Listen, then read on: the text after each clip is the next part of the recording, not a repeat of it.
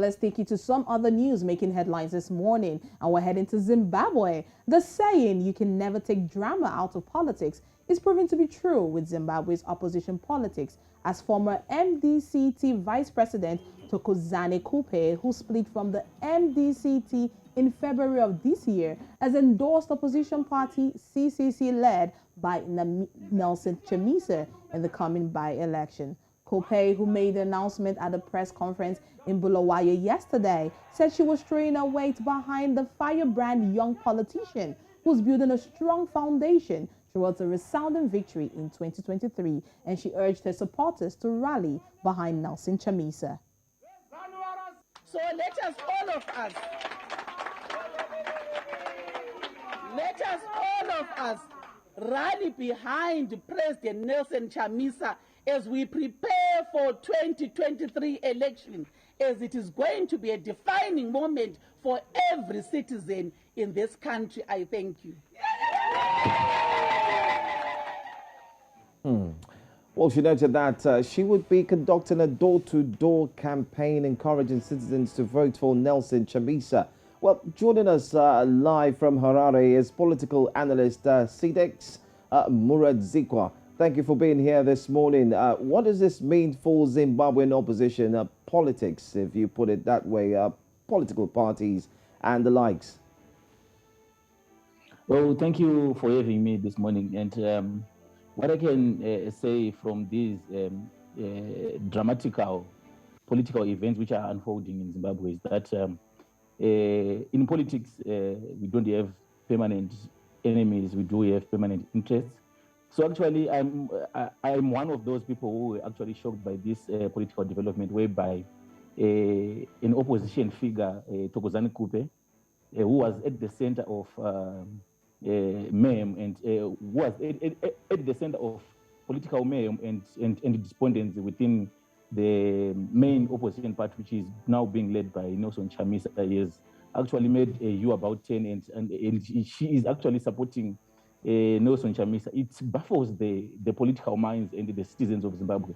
So it's one of those political dynamics which needs to be interrogated, surely, as long as our political terrain is concerned in Zimbabwe.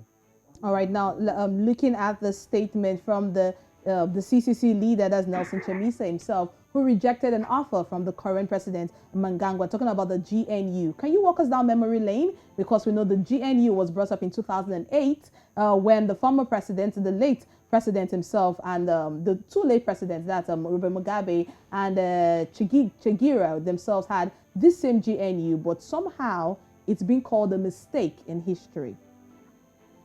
Yes, clearly the formation of a GNU in Zimbabwe in light of the 2018 disputed, and I say disputed because they are normally said they are disputed by the media, by the opposition ranks, not knowing if really they are disputed. But the indications are that the political narrative in Zimbabwe, which has been set by the GNU in 2008, as you alluded to, it gives some insights that the political situation in Zimbabwe doesn't need a government of national unit. And to say Chamisa did snub the formation of the GNU, actually, I think on that end, he did not snub per se, but what actually happened was that he was calling for a neutral dialogue, which is convened by a neutral person. But in this case, the dialogue was called by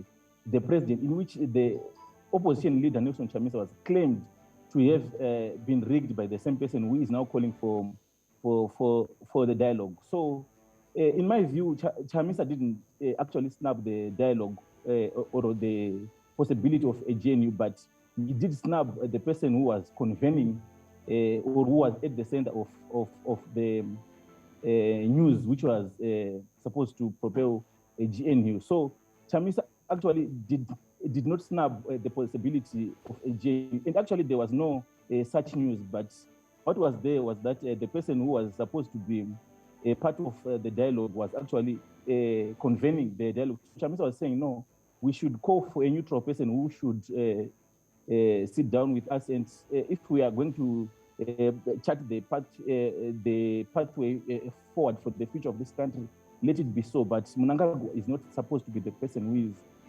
going to convene any dialogue for the political future of this country. All right.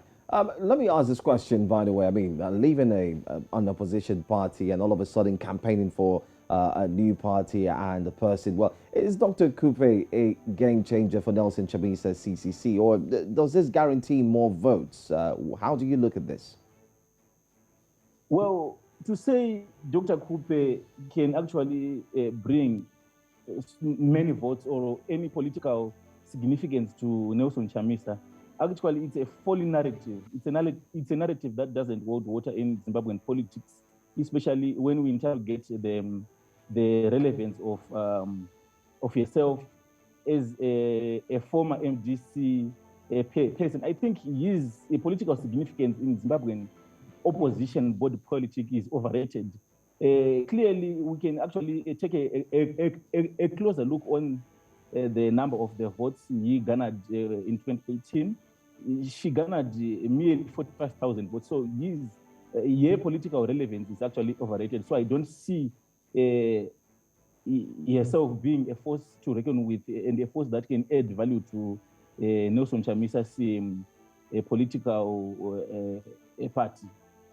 All right, now looking at the by-election that is coming up this weekend. I mean, once upon a time, the CCC wasn't really interested in the by-election. They were looking at the major one, which is a presidential election. But right now, CCC is demanding that ZEC use the 2018 voter roll. Why do you think CCC is making this demand? Do you even agree with it? Can you just explain why CCC is so interested in the by-election as we speak? Well, first of all, what I should correct is that it's actually not true that CCC was not interested in these by-elections. And all the news that the movement for the Citizen Coalition for Change, headed by Nelson Chamisa, wanted to boycott these elections is actually anecdotal. It's anecdotal news. It's not true. But when it comes to the second question you have just asked, what I can say is the conduct of these by-elections is actually a pilot drive. It's a pilot survey to test whether the political terrain is good enough for the opposition politics to contest freely for the 2023 elections, which are on the current looming.